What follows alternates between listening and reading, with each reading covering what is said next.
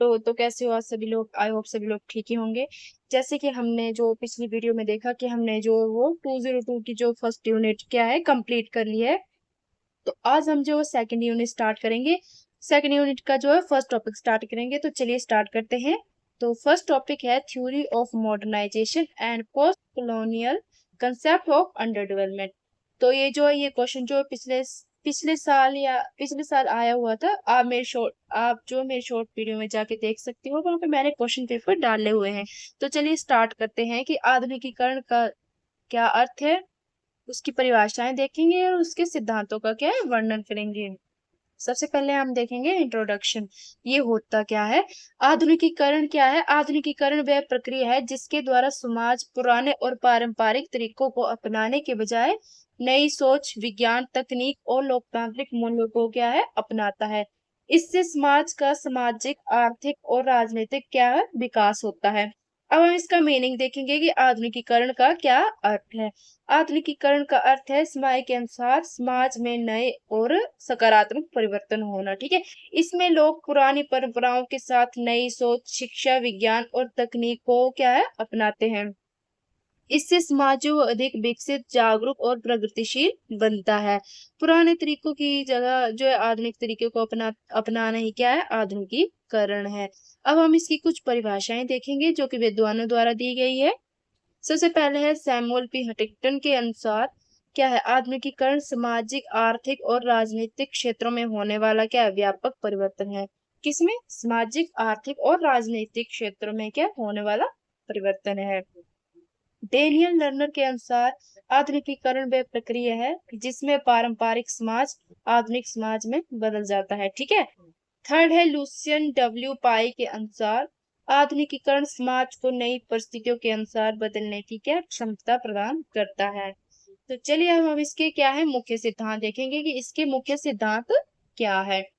पहला सिद्धांत है परिवर्तन का सिद्धांत। आधुनिकीकरण का मतलब है समय के साथ बदलाव लाना है। ठीक है, समाज जो है पुरानी परंपराओं से आगे बढ़कर नई सोच और नए तरीकों को क्या है अपनाता है। सेकंड है वैज्ञानिक दृष्टिकोण। इसमें लोग अंधविश्वास की बजाय तर्क, विज्ञान और प्रमाण पर क्या विश्वास करते हैं। हर निर्णय सोच समझ कर क्या लिया जाता है। थर्ड है उद्योगीकरण। कारखानों और उद्योगों का विकास होता है। इससे क्या है रोजगार बढ़ता है और देश की क्या अर्थव्यवस्था क्या है मजबूत होती है। इससे क्या है देश की अर्थव्यवस्था मजबूत होती है।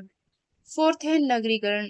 अब हम फोर्थ पॉइंट है कि लोग क्या है रोजगार और बेहतर सुविधाओं के लिए क्या है गांव से शहर की तरफ जा रहे हैं। ठीक है, जिस इससे क्या है शहरों को क्या होता है विकास होता है। अब हम देखते हैं मैक्सिमम लोग गांव से क्या है शहरों की तरफ जो है आते हैं रोजगार पाने के लिए। फिफ्थ है लोकतंत्रीकरण। लोगों को अपने प्रतिनिधि चुनने का क्या अधिकार मिलता है। सरकार जनता के प्रति क्या जवाबदेही होती है और नागरिकों के अधिकारों की क्या रक्षा करती है। सिक्स्थ है शिक्षा का विस्तार। शिक्षा के प्रसार से लोगों में क्या जागरूकता और नई सोच विकसित होती है। शिक्षित समाज तेजी से क्या प्रगति करता है। सेवेंथ है आर्थिक विकास। आधुनिकीकरण से उत्पन्न आय और रोजगार बढ़ते हैं। लोगों का जीवन स्तर क्या है पहले से जो है अच्छा होता जाता है। ठीक है, बेहतर होता जाता है। एट्थ है तकनीकी विकास। नई मशीनें, कंप्यूटर और इंटरनेट जैसी तकनीकों का उपयोग बढ़ता है। इससे काम क्या है आसान और तेज हो जाता है। ठीक है, टेक्निकल डेवलपमेंट। ठीक है, इससे क्या हमारा काम क्या है आसान हो जाता है। ठीक है। नाइन्थ है सामाजिक समानता। जाति, धर्म और लिंग के आधार पर क्या भेदभाव कम करने का प्रयास किया जाता है। सभी को क्या समान अवसर देने पर क्या बल दिया जाता है। टेंथ है मानव विकास। लोगों को बेहतर शिक्षा, स्वास्थ्य और रोजगार की सुविधाएं मिलती है। ठीक है, इससे जीवन की गुणवत्ता और क्या है खुशहाली बढ़ती है। अब हम देखेंगे कि आधुनिकीकरण के अन्य सिद्धांत देखेंगे। ठीक है, अन्य अदर जो सिद्धांत है। ठीक है, पहला है ये भी सिद्धांत ही लेकिन अदर है। ठीक है, पहला है धर्म निरपेक्षता। समाज में क्या सभी धर्म का क्या सम्मान किया जाता है और राज्य किसी एक धर्म का पक्ष नहीं लेता है। दूसरा है संचार क्रांति। इंटरनेट, मोबाइल और मीडिया के विकास से क्या जानकारी का क्या तेजी से क्या आदान प्रदान होता है। राष्ट्रीय एकीकरण।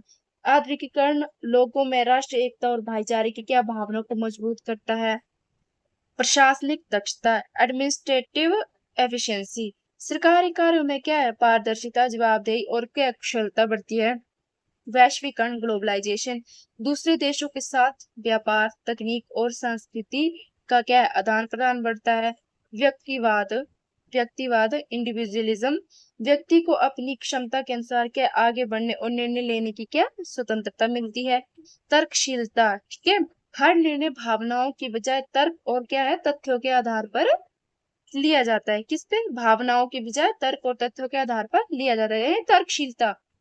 सामाजिक गतिशीलता, शिक्षा और अयोग्यता के आधार पर व्यक्ति अपनी सामाजिक और आर्थिक स्थिति में क्या है, सुधार करता है। महिला सशक्तिकरण, वुमेन एम्पावरमेंट, महिलाओं को शिक्षा, रोजगार और समान अधिकार प्रदान होते हैं, ठीक है। फिर है सतत विकास, विकास के साथ साथ पर्यावरण संरक्षण और प्राकृतिक संसाधनों के संतुलित उपयोग पर भी क्या है, ध्यान दिया गया। अब हम क्या है, आधुनिकीकरण की क्या है, विशेषताएं देखेंगे कि इसकी क्या कैरेक्टरिस्टिक्स है। सबसे पहले पहला पॉइंट देखेंगे, परिवर्तन की प्रक्रिया। सॉरी, यहाँ पे मिस्टेक हो गई है। देखेंगे परिवर्तन की प्रक्रिया, ठीक है। आधुनिकीकरण समाज में क्या निरंतर और सकारात्मक परिवर्तन लाता है। दूसरा है वैज्ञानिक दृष्टिकोण, तर्क, विज्ञान और प्रमाण पर आधारित है, ठीक है, और आधारित सोच को क्या है, बढ़ावा देता है। ये क्या है, वैज्ञानिक दृष्टिकोण क्या है, ये तर्क, विज्ञान और प्रमाण पर आधारित सोच को बढ़ावा देता है। थर्ड पॉइंट है औद्योगिकरण, उद्योगों और कारखानों के विकास से उत्पन्न उत्पादन और रोजगार बढ़ते हैं, ठीक है। फिर है नगरीकरण, लोग बेहतर शिक्षा और रोजगार के लिए शहरों की ओर जाते हैं। फिर होता है शिक्षा का विस्तार, शिक्षा के प्रसार से जागरूकता और नई सोच क्या है, विकसित होती है। फिर है लोकतांत्रिक व्यवस्था, नागरिकों की भागीदारी, समान अधिकार और कानूनों के शासन को क्या है, महत्व मिलता है। फिर है तकनीकी विकास, नई तकनीकी और संचार के साधनों का क्या अधिक उपयोग होता है। सॉरी, यहाँ पे फिर मिस्टेक हो गया। अगला पॉइंट है तकनीकी विकास, नई तकनीक और संचार के साधनों का क्या है, अधिक उपयोग होता है। फिर अगला पॉइंट है सामाजिक समानता, जाति धर्म और लिंग के आधार पर भेदभाव कम करने का क्या है, प्रयास किया जाता है। फिर है आर्थिक विकास, आय, उत्पादन और रोजगार के अवसरों में क्या है, वृद्धि होती है। फिर अगला पॉइंट है गतिशील और निरंतर प्रक्रिया, ठीक है, प्रक्रिया। आधुनिकीकरण एक बार होने वाली घटना नहीं है, बल्कि समय के साथ लगातार चलने वाली क्या है, प्रक्रिया है ये। अब हम देखेंगे कि पोस्ट कॉलोनियल का क्या अर्थ है, ठीक है। पोस्ट कॉलोनियल का अर्थ है, सबसे पहले हम देखेंगे कि होता क्या है उपनिवेशवाद में। कॉलोनियल रूल समाप्त होने के उपनिवेशवाद यानी कॉलोनियल रूल समाप्त होने के बाद की स्थिति, ठीक है। यह सिद्धांत बताता है कि स्वतंत्रता मिलने के बाद भी औपनिवेशिक शासन के आर्थिक, राजनीतिक, सामाजिक और सांस्कृतिक प्रभाव जो लंबे समय तक बने रहते हैं। ये इन प्रभावों का अध्ययन करता है कि आत्मनिर्भरता, राष्ट्रीय पहचान तथा समान विकास पर बल, ठीक है। उपनिवेशोत्तर सिद्धांत वे सिद्धांत है, यानी कि ये फिर वही मीनिंग है इसका कि भाई कॉलोनियल रूल क्या है। कॉलोनियल रूल वह सिद्धांत है जो स्वतंत्रता के बाद भी उपनिवेशवाद के प्रभावों का क्या है, अध्ययन करते हैं और उनसे मुक्ति का मार्ग बताता है। अब हम आगे देखेंगे कि इसके द्वारा जो विज्ञानकों द्वारा दी गई परिभाषाएं हैं वो कौन कौन सी। अब हम इसकी परिभाषाएं देखेंगे। पहली परिभाषा है कि भाई एडवर्ड सैयद के अनुसार उपनिवेशोत्तर सिद्धांत उपनिवेशवाद द्वारा उत्पन्न राजनीतिक, आर्थिक और सांस्कृतिक प्रभुत्व की आलोचना करता है, ठीक है। फिर है फ्रांतास फैनॉन के अनुसार, क्या है, फ्रांतास फैनॉन के अनुसार उपनिवेशवाद केवल भूमि पर नहीं बल्कि लोगों के मन, संस्कृति और पहचान पर भी नियंत्रण स्थापित करता है। फिर अगली परिभाषा है गायत्री चक्रवर्ती सिप्पाक के अनुसार उपनिवेशोत्तर अध्ययन का उद्देश्य उपेक्षित वर्गों की आवाज और अनुभवों को सामने लाना है, ठीक है। यही है, दो काफी है, अगर आप 3 लर्न कर सकते हो तो आप कर सकते हो, नहीं तो दो काफी है, ठीक है। अब हम करेंगे इसके सिद्धांत, पोस्ट कॉलोनियल के सिद्धांत कौन कौन से है। सबसे पहले देखेंगे उपनिवेशवाद के प्रभाव। आप देखेंगे कि भाई स्वतंत्रता के बाद भी उपनिवेशवाद के प्रभाव समाज और देश पर बने रहते हैं। दूसरा है आर्थिक शोषण। उपनिवेशिक शक्तियों ने उपनिवेशों के संसाधनों और धन का शोषण किया है। अगला पॉइंट है सांस्कृतिक प्रभुत्व। जो मैंने पिंक पिंक से किए हैं हाईलाइट, वही जो है मेन पॉइंट है, ठीक है, वही मेन पॉइंट है। और आगे इनकी ये इनको डिफाइन किया हुआ है। अब देखेंगे थर्ड है सांस्कृतिक प्रभुत्व। विदेशी भाषा, शिक्षा और संस्कृति को बढ़ावा देकर स्थानीय संस्कृति को क्या है, कमजोर किया गया है। अगला पॉइंट है राष्ट्रीय पहचान। अपनी भाषा, संस्कृति और इतिहास को पुनः स्थापित करने पर बल देता है। अगला पॉइंट है नव उपनिवेशवाद। स्वतंत्रता के बाद भी शक्तिशाली देश आर्थिक और राजनीतिक रूप से कमजोर देशों को क्या है, प्रभावित करते हैं।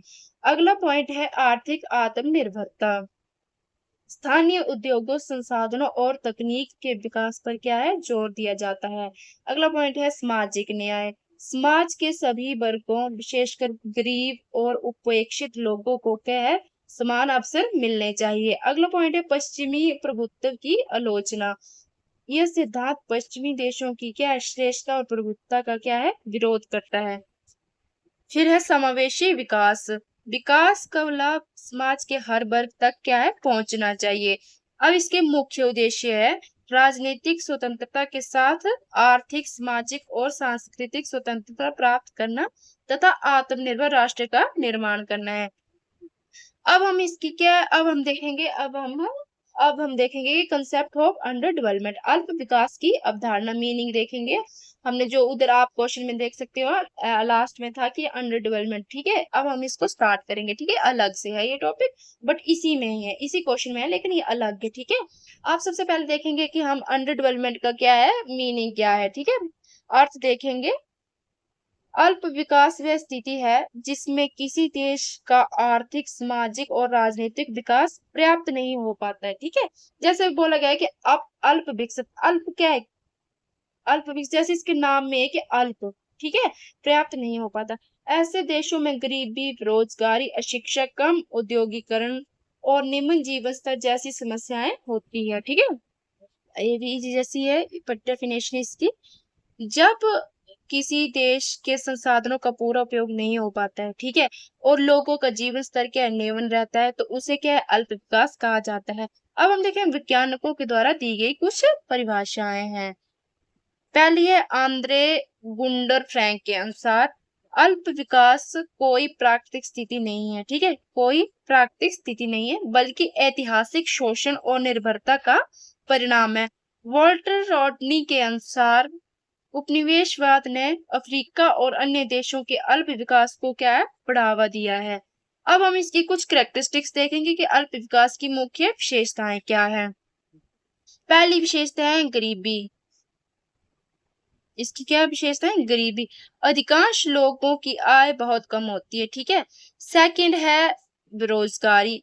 थर्ड है अशिक्षा, ठीक है। अब हम इसको डिफाइन करेंगे कि आप देख सकते हो बेरोजगारी, रोजगार के प्राप्त अवसर नहीं होते, ठीक है। शिक्षा का स्तर क्या है, कम होता है। कम औद्योगिकरण, उद्योगों का विकास क्या है, सीमित होता है। कृषि पर क्या है, अधिक निर्भरता। अधिकांश लोग जो है हम देखते हैं कि कृषि पर निर्भर रहते हैं, ठीक है। कम प्रति व्यक्ति आय, लोगों की औसत आय क्या है, कम होती है। स्वास्थ्य सुविधाओं का अभाव देखने को मिलता है। चिकित्सा और पोषण की कमी क्या है, रहती है। तकनीकी पिछड़ापन, आधुनिक तकनीकी का क्या है, कम उपयोग होता है। विदेशी निर्भरता, विकास के लिए दूसरे देशों पर क्या है, निर्भरता अधिक रहती है। सामाजिक असमानता, आय, शिक्षा और अवसरों में क्या असमानता अधिक होती है। अब हम इसका जो कंक्लूजन देखेंगे कि इसका क्या निष्कर्ष है।